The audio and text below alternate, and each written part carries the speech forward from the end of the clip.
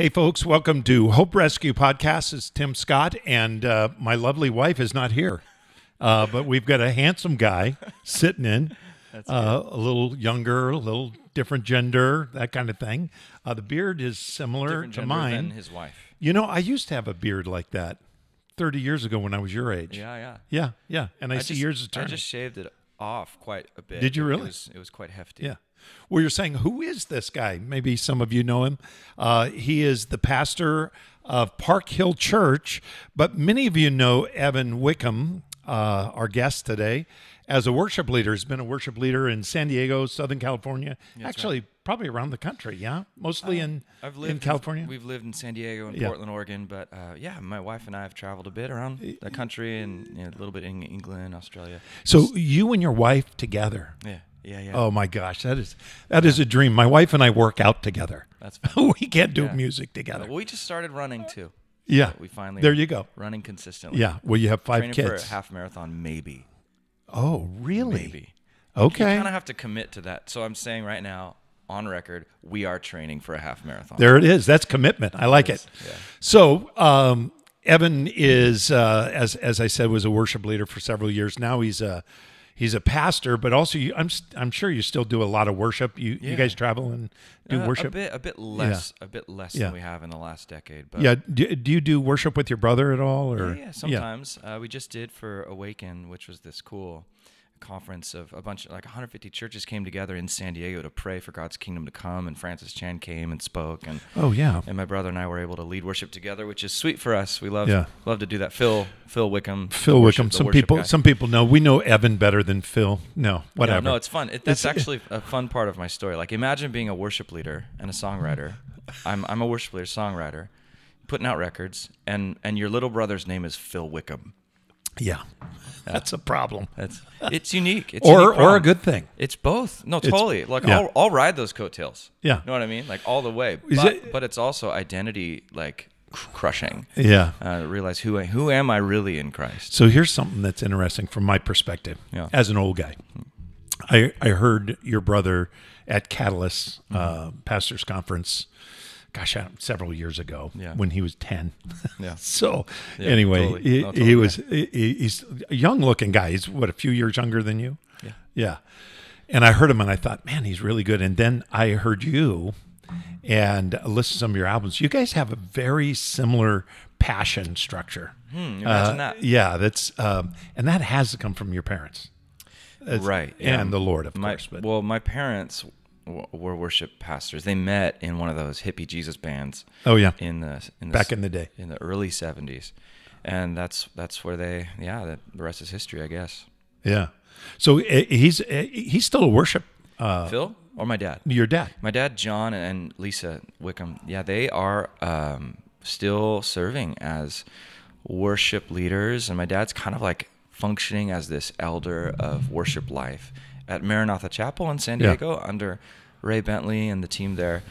And there's this cool blend of old and new experience and youthful enthusiasm that's on their worship in their worship community there. That's very beautiful and very unique. I mean, I don't know, when you're a worship leader for more than half your life and you start to age up into your late 60s, my dad's like, "Okay, Lord." He's probably the same age as me. Okay, Lord, what do you want me to do? I'm open. Yeah, that's cool that he's not giving up, keep going, moving forward. For sure. Like he's actually getting a new record mixed right now. No way, really. It's mostly guitar, instrumental, creative stuff with some lyrics interspersed throughout, but it's very much him. Yeah. Are you still doing any writing? Yes. Yeah. Songwriting. Yeah. I mean, man, I've found that leading a church has taken more emotional and mental bandwidth than I ever thought I had the capacity for. Yeah. And I would love to have 2.5 hours every Tuesday and another 2.5 every Thursday morning. Yeah. To just go dark. Yeah. And to do, the war of art, to war with my muse against the noise of the world and create songs. But I just don't have that right now. Yeah. That's you're how many years into Park Hill? This is our third year. So we launched on Christmas Eve 2017. Wow. Yeah. Wow. Yeah. That is the hardest thing to do, is to plant a church. Guy told me, he said, yeah, I've got this idea. I'm going to plant the church. I said, what do you see it doing? He told me all about it. I said, well, unless you're an unusually gifted guy, it's probably not going to reach that. And, you know, you need to go in, because the higher your expectation, the greater your misery. So why not just go in with what does the Lord want to do? What are you going to plant? You know, how are you going to water? How are you going to reach people? And see what God does with that. Yeah. And he lasted about a year and he was out. And I think that. it was because I was so negative with him. Well, I mean, I see that. Like, I'm at this point now where it's like I see why burnout is. Yeah. I mean, thankfully, God has brought. Well, my wife, we were talking before we started recording just now.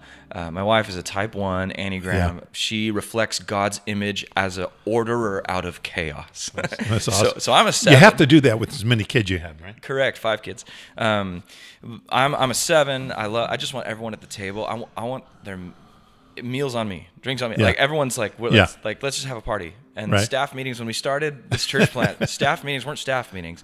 They were like bread and wine and prayer, and then all awesome. into the night. And there were people that wanted order, and I'm like, no, don't get in the way of this thing. This is going to be awesome. And my wife's like, I think some people need to know where the lanes are. Yeah. I'm like, there's no lanes. Like, we're not laning. Yeah. What drove you to start Park Hill? Yeah, well, that's good. Maybe just before you get to that, my wife. If you could, really? Okay. She was probably the number one. Okay. Initiative factor. I love it. Let's roll back a little bit. Okay. So people know where you were. So you were sharing with me that you were at Horizon for years. Yeah. Blowing my mind. And yet now I Diego. remember having heard that. Okay. Yeah. So you were there. What years were you there? I was at Horizon, like Mike McIntosh, Horizon. Yeah. From 2006 to Mount Oliphant. 2013. Yeah. 2007 to 2013 for those 7 years. Yeah. Yeah. Mount Oliphant campus. Yeah. Which is connected to our church plant now. Oh, really? Yeah, because Mike sent a guy named Rob to plant Horizon North Park. Really? On 6th and Fur, on the southwest corner of Balboa Park downtown. Yeah, wow. And he sent him in the 90s. So Rob plants this church in the 90s in the gritty, it was a gritty area of town. I've been there. I've been there, yeah. The old, 590 First Street. Yeah. And Rob... Lots of outreach going on there. Tons of outreach. They made a huge dent in the dominion of the enemy. Yeah. In the sex trafficking industry. I remember right in that meeting area. him. Yeah. Yeah, and so, my gosh. And so, 25 years later, it's not 1991 anymore. It's 2015 or whatever. Yeah. He's like finished well. Like, he's like, how do I wrap this up, God? Yeah. I'm done. Done in a good way, like a quarter century of ministry. And when he heard we were planting in San Diego, long story short, we moved to Portland for 4 years to be trained to plant. Right. And we made the announcement from Portland in 2016. We're planting back home in San Diego.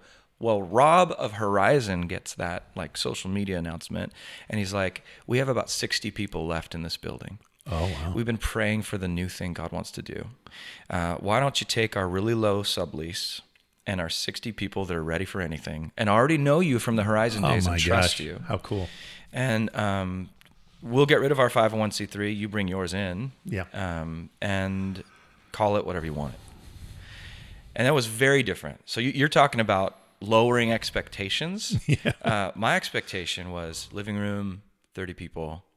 Yeah. DNA is non-existent. We create it. Yeah. This was not that. This was like a transition of a very grandfathered culture. Yeah. Yeah. And call it to be something else, which is Sure. a whole nother ball of wax. Right. But it was the best kind of ball of wax because there were 60 people who knew that this was going to be a change. And they were mature. Fully mature. Yeah. Granted, about 8 of them remain. Yeah. Now. Yeah. Well, but they got you going. Which is, they totally got us going. And the ones that remain are just faithful as all get out. Mostly single older folks who are just married to Jesus. Like, that's just so good. driving the church from the heart out. And the rest is history. So we moved in and received kind of the blessing of the previous leadership. And that was early 2017. We ramped up to a Christmas Eve 2017 launch, and God has done amazing things. And you're in Liberty Station now. We're now in Liberty Station because the older building changed hands, changed ownership, and it's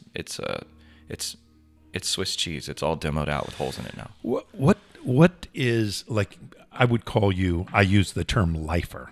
Okay. Like a life sentence for long-term believers. That's good. So you grew up in the church. Your dad is well-known, Right.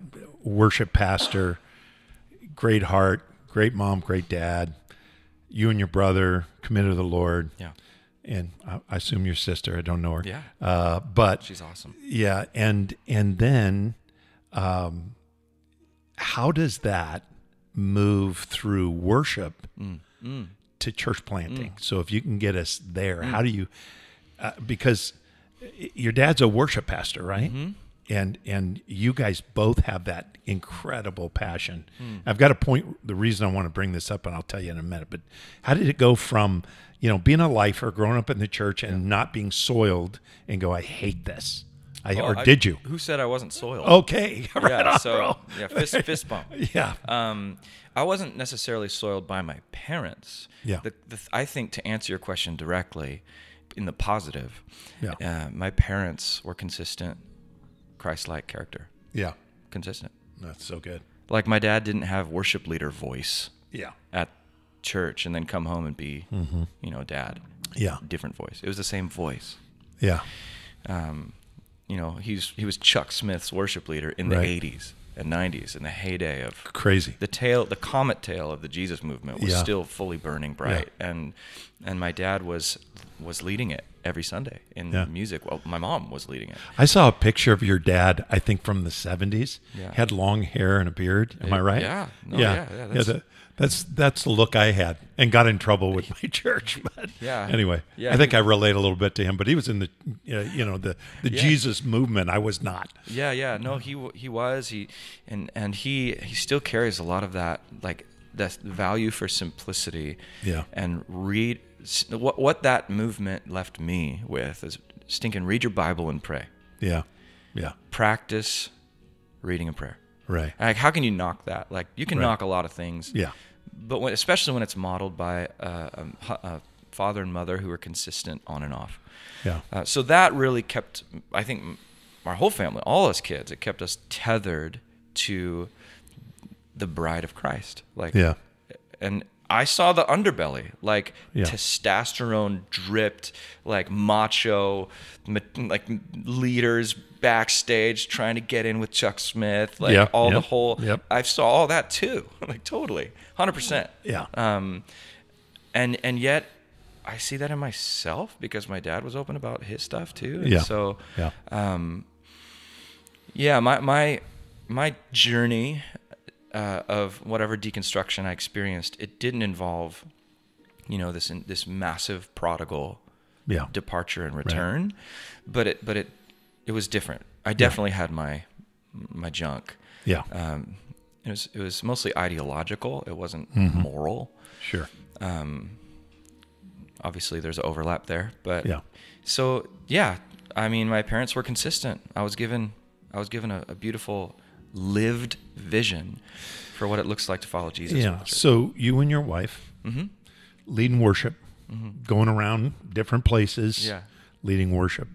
At Horizon. Yeah. Was she leading with you there as well? Yeah. It's crazy. Yeah. So then, here's the reason I asked this background about a lifer. So a lot of young people grow up in the church, and they feel disenfranchised from the church for whatever reason. It's kind of normal. Totally. But here's what's unique about you.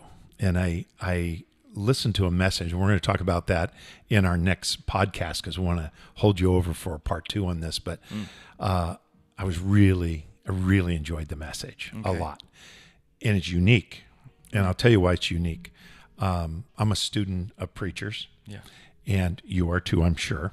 Yeah. And you don't hear guys that are really have the heart of worship leaders become teachers. Didactical. Yeah. And usually they're very cliche. Okay. You're not cliche at all. Well, I mean, if you got good to some, hear. That's encouraging. I Thanks. can't stand cliches. I used to have a radio show. I called it the No Cliche Zone. Totally. There's a reason why cliches tend to work and catch. Yeah. But there's a reason why they die. Yeah, they're shallow. Oftentimes, sometimes they're amazing. Yeah. I mean, I've heard some great cliches. Yeah. Yes. But I've heard a lot of stupid things said. And it just doesn't take a lot of effort Or nuance or anything. Yeah. Exactly. So here's what I think is important. You had mentioned in a message on March 1st, you had mentioned previously, you're going through 1 Corinthians. Right. And you had mentioned in the first 5 verses of 1 Corinthians 2, which this is another whole issue, but we don't have time for it, I love this. is you're going through a book. Yes. I dig that. Anyway, so you're doing 1 through 5. And you talked about Paul saying, we didn't come to you with impressive words and so forth. And you were just mentioning this. You were kind of setting up the message for March 1st. Right. So that goes back to the last week before. And you talked about kind of a no celebrity style of preaching. And I kind of want you to unpack that for our listeners, because I think it's kind of an important thing to hear Paul's heart for that, and maybe your heart as well. Yeah. Well, I don't know if you've read any Ronald Rolheiser. His book, Sacred Fire, I'm working through it right now. Right. I have the absolute privilege of being able to sit with him this May with a bunch of other lead pastors and have him take through what's in his mind over his lifetime. And in this book, he starts out the book by talking about the importance of obscurity. Yeah. And how Christian maturity depends on us finding our value not in the approval of humans, but in the approval of our Father. And the best place to find that approval is in obscurity. Yeah. And Rolheiser, he's making his point in his book as he's talking. He relays a story from earlier in his life where he's preaching on obscurity. And he quotes Mother Teresa, she valued obscurity. And Henry Nouwen, he valued obscurity this way. And he closed the sermon perfect bow wrapped, and then he finishes and he meets someone at the door, this old gentleman who's like, love the sermon, really cool, really great. But like Mother Teresa won a Nobel Prize, and like not very obscure. And like she's like probably the most loved human in the West. Yeah. And then Henry Nouwen wrote 50 books and turned down job offers at Harvard and Yale. Yeah. And then he said, now he's, so what about stinking nobodies like me? Like how do we ground our identity in the Father? And Rolheiser was like, oh shoot, like I need to expand my preaching bandwidth, like to include the most of us. Like that's so celebrity is obviously relative. Like I said, I have a little brother who's 100 times more influential than me in my chosen field of creativity. So but someone might hear me with a semi-successful numerically church plant or whatever and be like, oh yeah, easy for you to say, like people know your name or whatever. So there's a relative aspect to it. But I think the main point that we're going to keep driving home at our church is that it's your culture. You know this, you've been leading so well for so long. Culture, it becomes what you celebrate. So you celebrate your culture into being. Yeah. And so if celebrity is celebrated, then godly character will be underemphasized. Yeah. And so really, how do you celebrate character in a culture that's already consumed with celebrity gifting and hype? Yeah. Right. And so that's a prayer. And so we at our Tuesday staff meetings, we try to go, how do we post to Instagram in a way that celebrates character over celebrity gifting and hype? How do we announce future events at our church? Like this month, we have some incredible teachers coming in.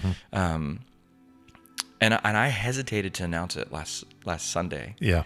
Because I was just done saying we don't celebrate names. Yeah. So how do I tell them that Tim Mackey from the Bible Project is going to be telling us how to come to the Bible at Park Hill? How do I tell them? What Sunday is that, by the way? That's March 22nd. March 22nd. Will this air before that? No. Well, Okay. then you missed it. Yeah, well, you can go to the podcast, but keep in mind, this is within the context of Tim Mackey being the coolest Bible teacher in America or whatever, Yeah. or one Yeah. of the coolest. Yeah. So, like, how do you say that? How Yeah. do you, without at the same time So- creating a culture of celebrity? Okay, so here's a couple of things. One is, the whole idea of John the Baptist decreasing Yes. To get out of the way of the vision of Jesus. Yes. And Jesus is all about meekness and humility. Yes. And yet, you talk about if there's anything celebrity, when you have the whole calendar shaped around the life of Jesus, Yeah. it's pretty big. Yeah. And let's face it, it's important that he's big, and it's important that he be seen as the Savior, the Messiah, etc. But that idea of getting out of the way for the most important. So I know the greatest battle I've had in my life in preaching has to be able to decrease and let the word increase. Yeah. I'm constantly thinking, what's a great way to put this? What's a great illustration? What is an analogy that's going to move people to get it? And and even, and this is embarrassing to say, and you may struggle with it as well, because you're a theologian, that's your kind of your passion, maybe even greater, I don't know, than the worship. I don't know, but it kind of shows and in the things you talk about. So you want it to come off right. Yeah. You want it to be cogent. You want it to be relevant. You want it to sound intelligent. Right. And that's not humble. No. And that's a struggle. That's specifically what Paul is Yeah. saying he didn't do Exactly. when he came Yeah. to Corinth. Yeah. Because Corinth, their whole, as a city, Yeah. I mean, historians are all if you look up Corinth and sophistry, the driving way, the way of being in the know in ancient Corinth was, which sophist did you go to see? Yeah. Yep. Which orator Right. Exactly. are you with? Yep. And so Paul's like, I just came from Athens, Yeah. Mars Hill, where I totally went off theologically. Right. I totally went off like intellectually. But when I came to you, Corinth, there's a celebrity culture. There's a Corinthian dream. Yeah. Yeah. Around elegance and sophistry, Yeah. where I actually had to. I didn't dumb down. I actually gave you the wisdom of God. Yeah, yeah. Well, that's what I caught too. And of course, when you get into chapter 3, and he gets harsh. Yeah. He calls them nepios, the infants that should have grown. Yeah. The immature. He actually, stoops to name calling the Corinthians, because you have, on the one hand, I'm of Paul, I'm of Apollo. Oh wait, we're of Christ. Okay, yeah. You are the best. Yeah. This, and that celebrity culture Yeah. is just rich in there, and you're exactly right. But here's what I liked, and those of you who listen to this podcast next week, Evan and I will talk about later in the chapter in 1 Corinthians 2. I will kind of unpack that. The several words that you brought up that showed, okay, I didn't come this way, but I did speak the wisdom of God, and here's how it works. Yeah. And there's several key words. Yeah. And I was just like, when you were speaking, I'm like, oh yes, come on, hit it. Yeah. And every one of those words is just rich with meaning. Yeah. And so we'll kind of unpack that. It's going to be a great podcast. But let me kind of get back to something. I want to take a few minutes and talk about something that you mentioned. Okay. In the church today, and I wish we had more time to just say, hey, what do you think the greatest need is today? And what do you think the greatest obstacle is today? Oh man. Yeah, that's like a full podcast. But Totally. here's the thing. It's a whole show. It is. This concept of worship, because you had made mention, and I can't remember if it was in a message or a podcast I heard you were talking about the importance of worship. Actually, it was in a podcast, and talking about how worship is a supernatural connection of God's people, and it's important. And that the church today in the Pentecostal movement is growing because of so much of this. Yeah. But then the problem of lack of discipleship. Yeah. And if you could kind of unpack your thinking about, because here's what just really think this is important for our listeners to know, that Evan is a worship leader by gifting, by training. You come by it honestly. Yeah. And then, Try. I mean, but then you go to school and you get theological training, intense theological training, and you're reading books that the average person is not going to read. I'd like to finish more of those books. Yeah, well, There's we a dabble. lot of unfinished big books in my So, house. I mean, I'd love to talk about open theism with you, but that's a topic for another day. Oh, I'm down. Yeah, I love that topic. So, Yeah. I've studied Ware and I've studied I'd love to know where you're Boyd. at on that. Yeah. So anyway, the whole this concept of worship along the rail of discipleship. Yes. What's going wrong? Yeah. Or Okay. what's going right? Yeah, I mean, I can celebrate what's going right. It's so hard for me to talk about what's going wrong because I see it. You have. It's hard. I've heard you. I listened to your last podcast, judging other communities. Right. And you said it's very dangerous. You even used the word dangerous. Yeah. I would agree. Like it can be dangerous to step into a new context and to go, oh, I think this place isn't getting discipleship right, but they really go crazy in music. Yeah. Or whatever. Like Yeah. you can never totally know a community until you commit to it and become part of it yourself. Exactly. However, I will say, like the last 100 years have seen one of the most notable numerical revivals in church history, and that's post-Azusa Street Pentecostal explosion. Exactly. Yes. And it's flooding the majority world right now. Like the average Christian in the world, it's like a 25-year-old brown female who doesn't speak English or listen to this, will never hear this podcast. Right. You know what I mean? Right. And she just calls the fire of God down into her community and prays for passion to drive her towards the lost. Yeah. And she is among the poor and vulnerable herself. So, I mean, in that, the charismatic renewal of the West has been beautiful and beyond words. And in some pockets of culture, without pinpointing any tribes, there appears to be a reliance on a spirit of encounter in the gatherings and a de-emphasis on what I would call spiritual formation. Right. And that is, the slow, patient practices of Jesus that take a lifetime to see maturity surface. And we're having Mike Pilavachi come to Park Hill Church, who is one of the leaders of the charismatic renewal movement. He's coming the week after Tim Mackey, which is crazy. Yeah. We've been praying to be a word and spirit church. Yeah. So we have Tim Mackey talking about the word, and we have Mike Pilavachi coming to talk about the spirit. Oh, that's so good. And what Mike does is he's so in tune with the spirit in the room, and he has kind of personified this charismatic urgency for God's voice to penetrate the gathering, which is fantastic. But may we not also lose. Let's not lose. Okay, but Monday morning, if I'm not bringing a rhythm of fasting and prayer and commitment to a community and silence and stillness into my life, you can't build a spiritual connection to God on mountaintop explosions of encounter. Exactly. And so that's kind of... That's awesome. We're going to have to wrap this up. We'll be back next week with Evan, and we're going to have information how you can connect to Park Hill on our website, and you can link to it through the podcast. One thing I would just simply say that ministry is not what you do on Sunday, but it's that knee-to-knee, day-to-day discipleship. I have my sons and their friends meet together for Bible study on Wednesday nights. And we talk about everything, and that's where the disciplines of a Christ follower really develop. It's beautiful. So I love what you do. I love the balance of your worship and your teaching. Park Hill Church, it's an excellent church, meets in Liberty Station. We'll give you some more information. God bless you. We'll be back next week with Evan Wickham, and we're so glad that you joined us at Hope Rescue Podcast. We'll see you next week.